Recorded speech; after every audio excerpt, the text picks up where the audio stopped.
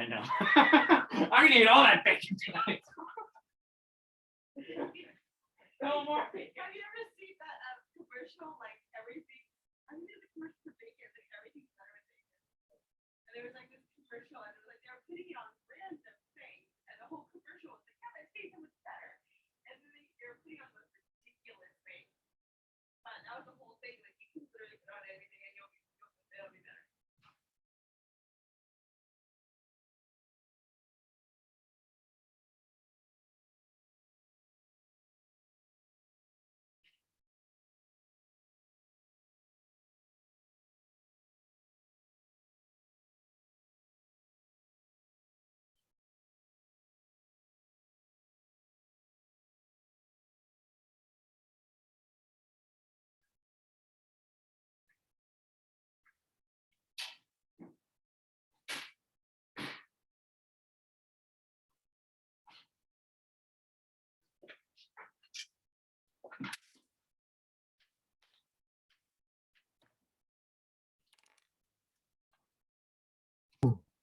Yeah, mute.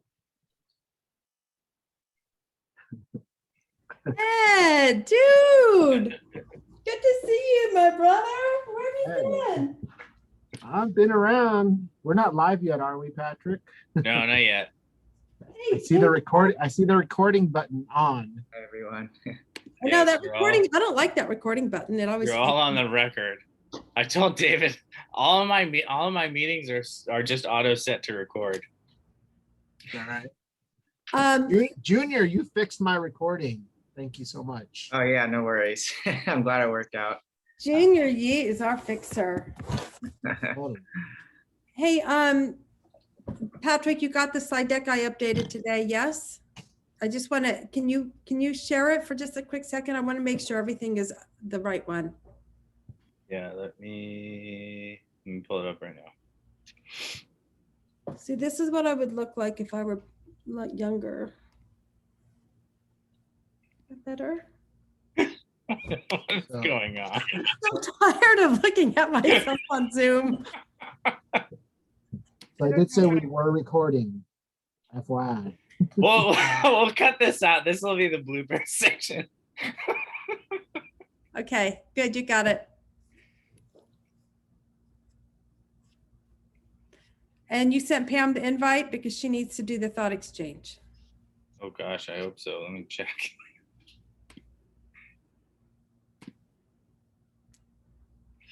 I'm just concerned because I don't see her on the call. She would be. Oh,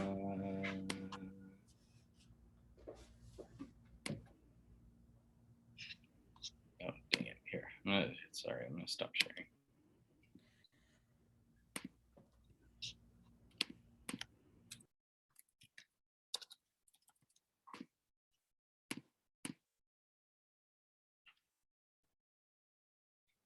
Oh, shoot.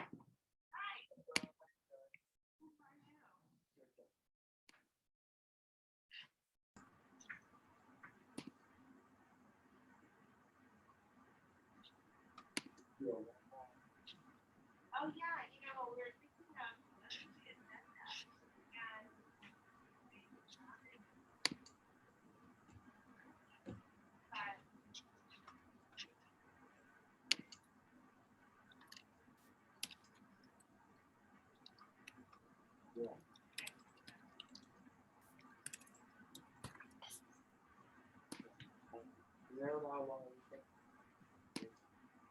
Oh, yeah.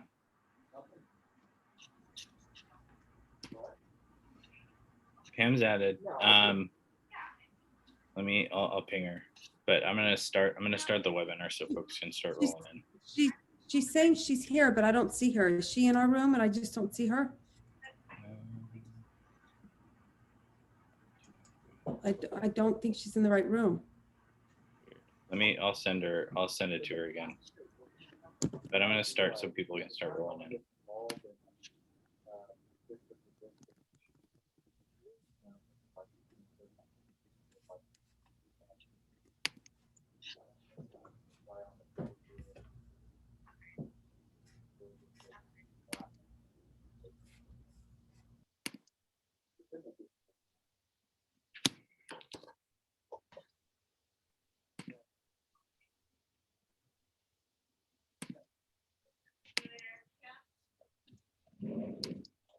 Hey, everybody, thanks for being here.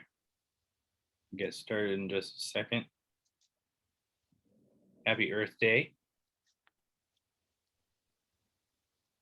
You did something nice for your Mother Earth. It was a dad joke. You like that? Talking about next school year.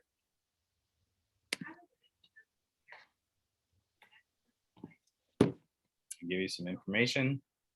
We'll have some couple thought exchanges. I'll use it to provide some input, feedback, questions, concerns, good TV shows you've seen lately.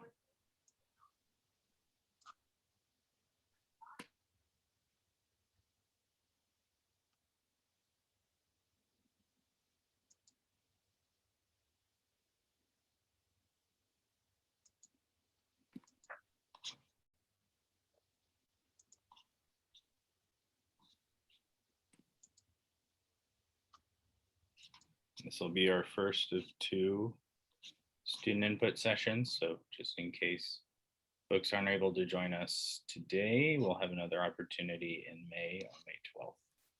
And you should have got an email from me with a reminder. You get lots of those, so we're going to put it in lots of other places too. But thanks again for being here.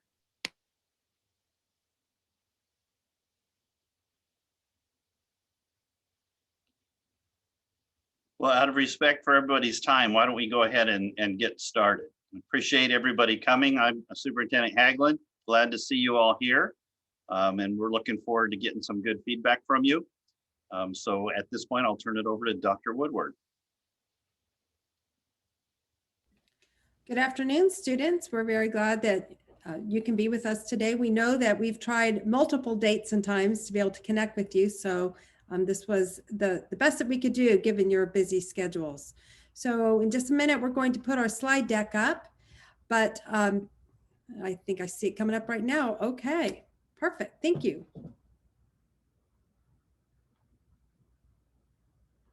So you'll notice that we're calling this a school planning town hall. We are no longer calling things school reopening because we have reopened. Students are back in classes for the families that chose to have students back. And we are moving forward planning for a regular school year next year. We'll tell you more about that during today's presentation. So let's reflect for a minute on where we've been. We know that since March 2020, we started with shelter in place and then transitioned to remote learning, only reopening recently for students to come in person. And because of that, there's been an increased lack of interaction. We know that you've had that happening with, you can't interact like you normally would with your friends, with your teachers, with many of the clubs and with family. So we know that it's been difficult as well. It's been isolating. It's been isolating for everyone, adults and students alike. During this past year, we've had to deal with continually changing health guidance, and sometimes the guidance conflicts between what the CDC is suggesting or guiding us with what the state says, with what the county says. So it's taken some skillful navigation to be able to get the clear guidance that impacts our schools. We've also seen the COVID virus increase, decrease, increase, and decrease. And fortunately, we're on a good trend right now. And we hope that it will stay that way. We think it will.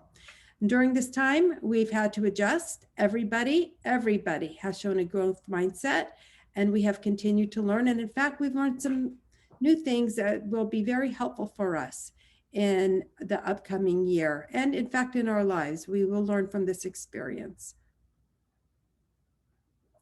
As we look back in thinking about what has been successful and what has also been challenging, we want to know from you what your perception is on those issues. What were the successes and challenges that you encountered with the block schedule specifically at your school this past year? So we're asking you to share with us about how the block schedule worked this past year, what worked about it, and what were challenges that you had with it. So Dr. Vandekamp, who is our Director of Assessment and Accountability, is going to lead us through this exercise. Good afternoon, students. Thank you for coming today. Thank you for sharing your thoughts with us. Please, we're really interested in hearing about those successes and challenges you encountered with the block schedule. And so we'd like you to reflect on that through our crowdsourcing platform, which is Thought Exchange. And you can either use the QR code here or go to tejoin.com, tejoin.com, and then enter this 9-digit code. And you can go in there and begin to enter your thoughts. And then the beauty of this platform is you can also reflect on the thoughts of others. So it will give you the opportunity to read what other students have added into this thought exchange, into this platform, and then rate them on a scale of 1 to 5. So right now, please go to this website and use this 9-digit code. And as you are entering your thoughts, we're going to go to that website and we can start to see some of the thoughts that you have entered and that your fellow students have entered.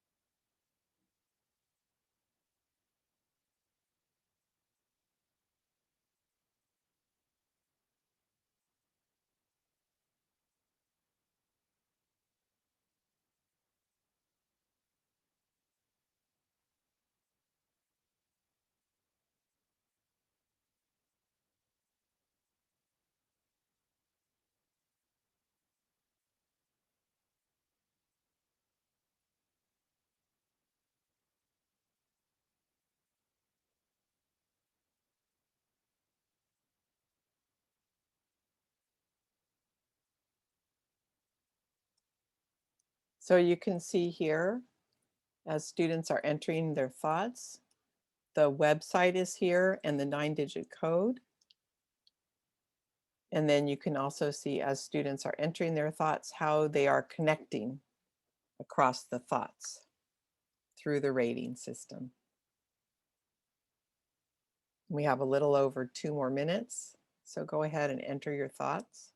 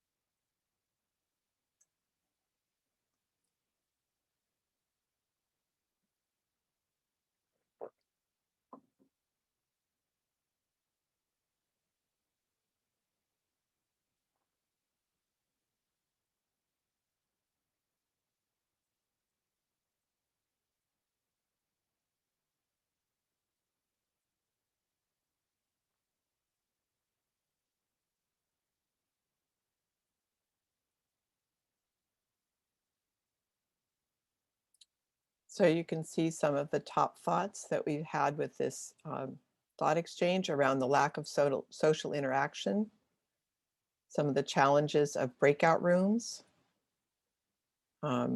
through the block schedule, more time for work after school,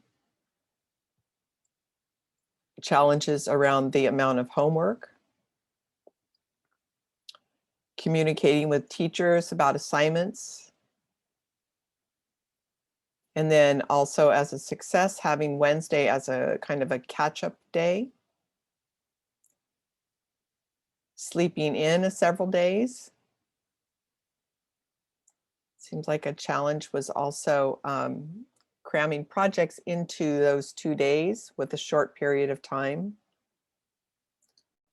Challenges of many assignments and just being able to sleep in a little. And you can see as you're responding that the ratings, that it will change. We'll start to adjust. Difficulty in getting homework.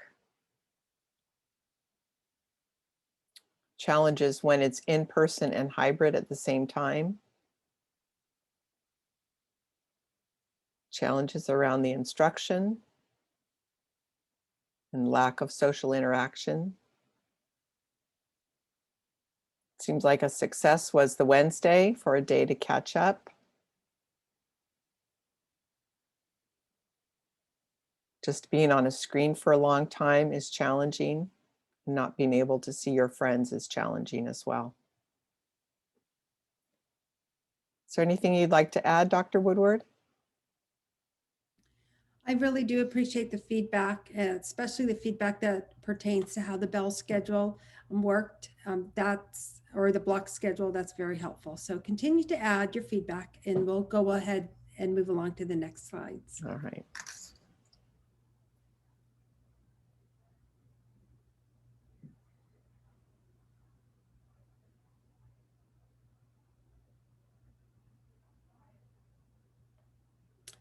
Okay, thank you. So now moving forward, let's start with where we are now. As you know, on Monday of this week, secondary students, high school students were able to, if they were already hybrid learners, return to school 4 days a week. And we still have students that are learning remotely. We heard your concerns about the concurrent instruction and saw those in the thought exchange. That is a strategy that we did need to use this year because of the situation and the fear of coming to school for so many families. So that's what we decided to do to minimize disruption. And we've also seen that there has been an increase of the vaccines, which is very positive. Currently, we are in the orange tier, which means we have a 3.3% positivity rate, and we're holding steady in the orange tier. And in fact, we're actually meeting a few yellow metrics. So that is wonderful news. We're in the planning process for next year. And if you follow the news, you know that the governor intends to fully reopen California by June 15th.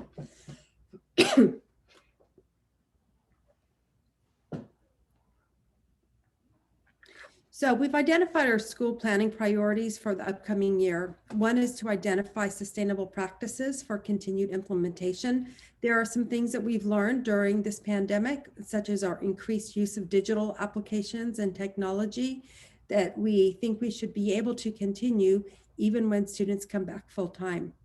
We want to share experiences, insight, and ideas that will guide our strategic next steps and capture input regarding the planning process for next year. And that includes identifying stakeholder feedback and themes of importance. And that's why we're using the thought exchange, because it does help us to collect feedback and identify themes and disaggregate that data. And then, of course, we'll make recommendations based on health guidance. At this time, the health guidance is definitely leaning towards going back to school for a full reopening or a full start to the school year. So I want to make a few things clear to our high school students as we plan for next year before we start the next thought exchange. The first thing, we are planning for a 5-day return to school for full days. I see that you have comments about Wednesdays and how nice that was to have a day to catch up and sleep in. And while there may be it might be an adjusted day to some extent to allow for teacher collaboration. I want you to be prepared to come back to school for full-time schedule similar to the pre-pandemic schedules. So I don't want anybody to be thinking they're going to have Wednesdays at home, because that's not going to happen. And we do fully intend that all of our secondary students do come back to school in person. We do not intend to do concurrent instruction next year. So students that know that being on independent study or working remotely works best for you and your family, you do have the option to pursue that and commit to that through our virtual academy. But we will not be doing the remote and in-person instruction within our comprehensive high schools. It will only be in person. So having said that, we realize that you may have hopes. I know you have hopes for next year, and then you might have some fears or some concerns. So we want to do one more thought exchange where we can capture that input. And the question is, in thinking about the new school year, what is your greatest hope? What do you really want to make sure happens? And what is your greatest concern? So Dr. Van de Kamp will take it from here. Thank you, Dr. Woodward. So students, again, use the QR code that you see on your screen, or go to the website and use this 9-digit code to get in the website. And I see that students are already joining us. Take a moment to consider this question and please give us your honest feedback. It's very helpful for us. And as Dr. Woodward said, we take this into consideration as we move forward with thinking about next year. So thank you for helping us with that.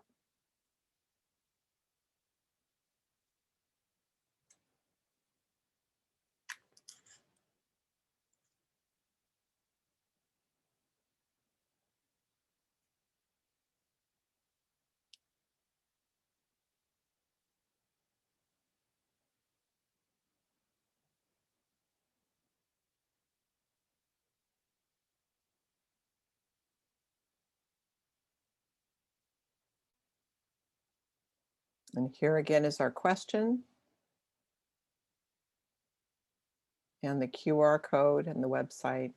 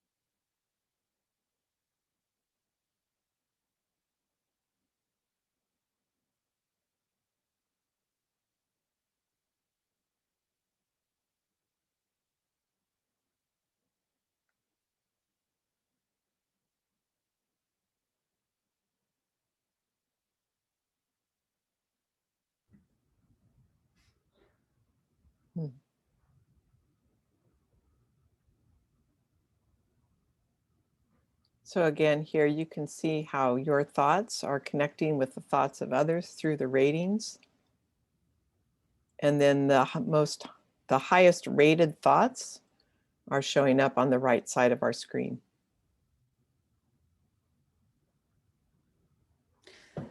So the first thought that's the most highly rated is that the greatest concern is that because of lost learning time this year, there will be additional assignments next year in order to compensate. That's a great point. Okay, acknowledgement that it will be hard to switch from being at home on Wednesdays to coming into school. That's why we're telling you today, so you can begin to gear up for that. Again, the need for less homework. Hope the lockdown ends so we can go back to school. We hope so too. We're definitely trending in that direction. You can continue to help us by wearing a mask and by doing physical distancing. Thank you for that. In terms of eating lunch at school, we expect that most of our distancing requirements will be lifted. So you should be able to eat lunch at school. Hoping what that you learned in the 7th grade. Okay, this is for high school, so we'll skip that one. Being able to socialize, absolutely. The transition, while it's exciting, we might go back to school in person. I'm concerned about having to adapt to the new system again. It'll be an adjustment. We have gotten used to this. We've been here for a year. School 5 days a week and everyone will be allowed to go back. Okay. Concerns about performance and again, lost learning. Homework is resurfacing. Socialization, homework, seeing friends. Excited to have some sort of a normal year. We are too. Homework, increased interaction activities. I'm hoping that for those of you who have been back in school again in person, that this has helped with the socialization. And we do expect that mask wearing may be something that is required. So we do want you to know that. And just as you prepare for the year. I hope that we're able to attend school without a mask. That would be great. In my mind, I'm planning on needing to wear a mask for a very long time. Okay, thank you, Dr. Van de Kamp. I appreciate that.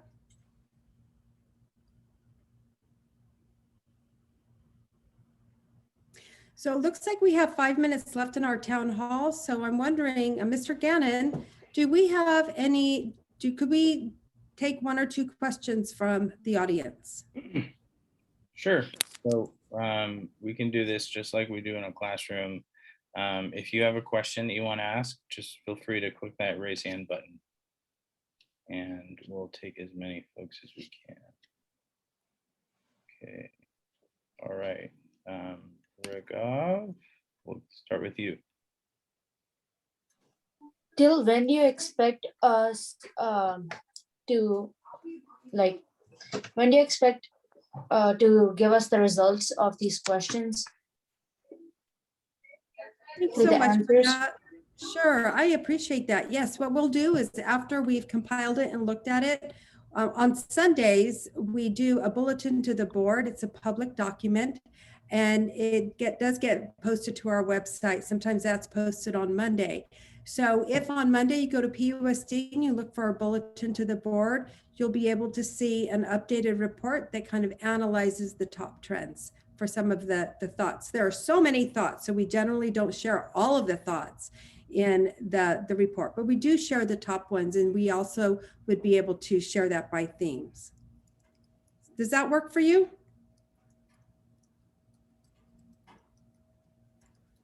All right, we'll do, and that's also linked. We'll make sure that our high school students get that linked in our district newsletter that will go out to high school students. That'd be great. Thank you.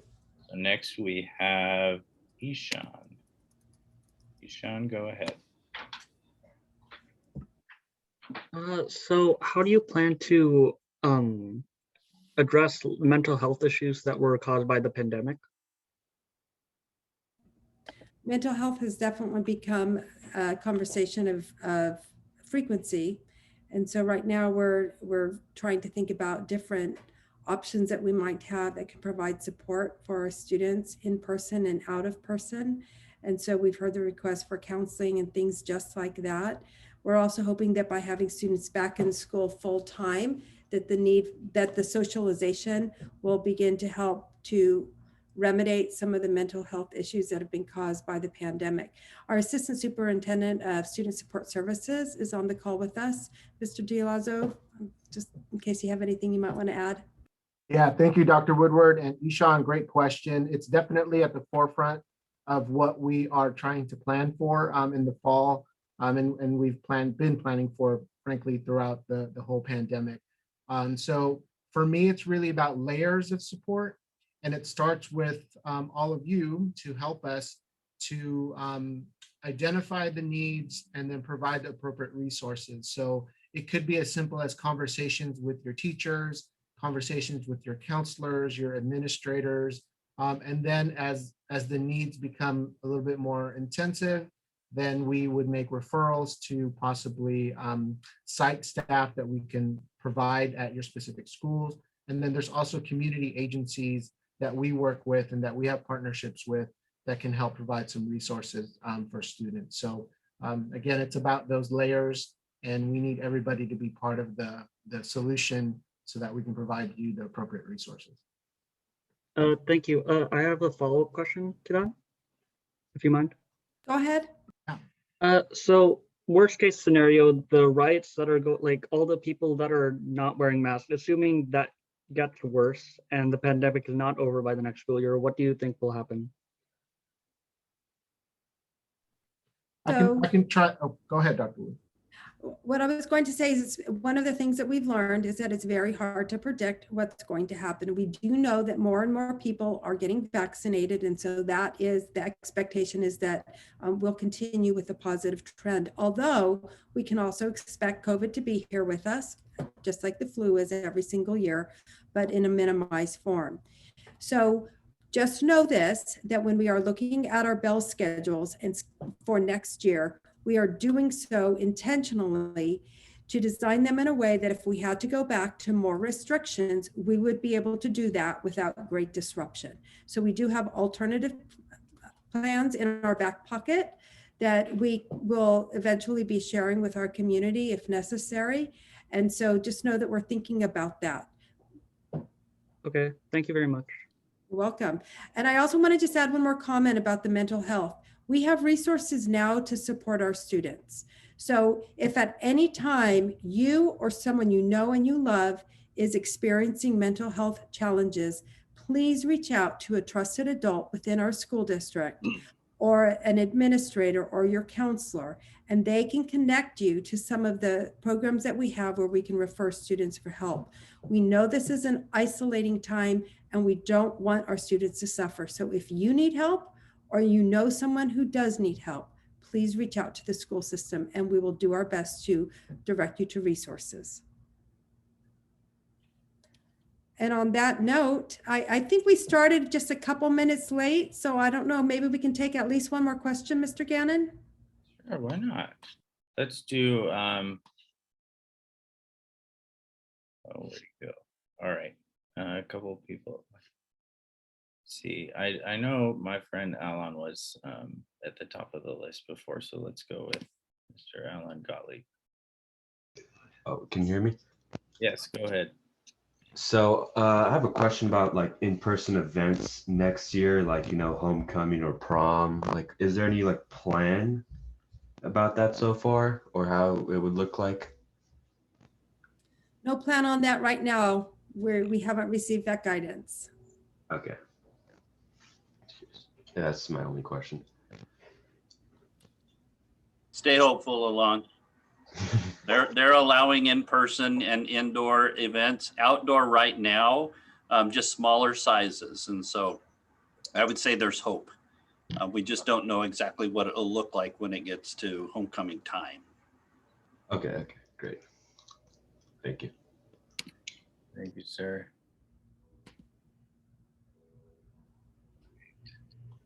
Go with Regina. Go ahead. Hi, so obviously COVID will not go away within the next 6 months or so, even though it might go down and like it'll become safer for us to go outside.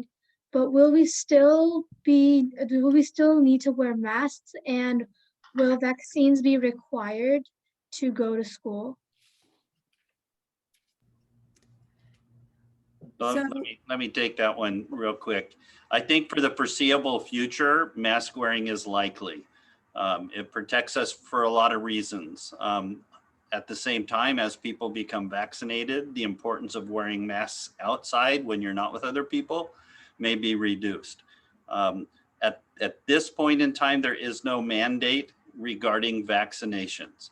But we are hoping that all y'all and your families will take every opportunity you can, because the more people in the community that get vaccinated, the better protected we all are.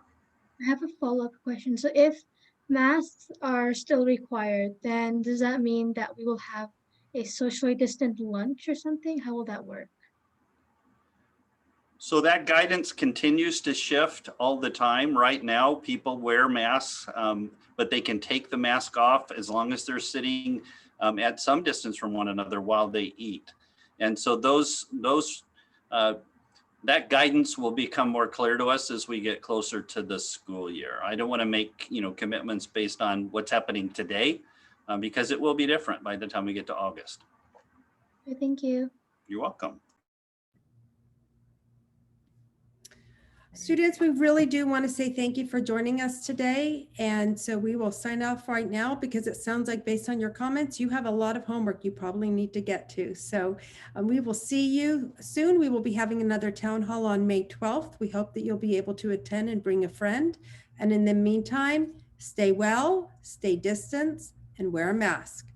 Take care of yourselves. If you still have questions, we have a really cool new tool on our website. If you go to pleasantonusd.net, just click on the Let's Talk tab. You can submit a question and we'll get back to you. Have a wonderful rest.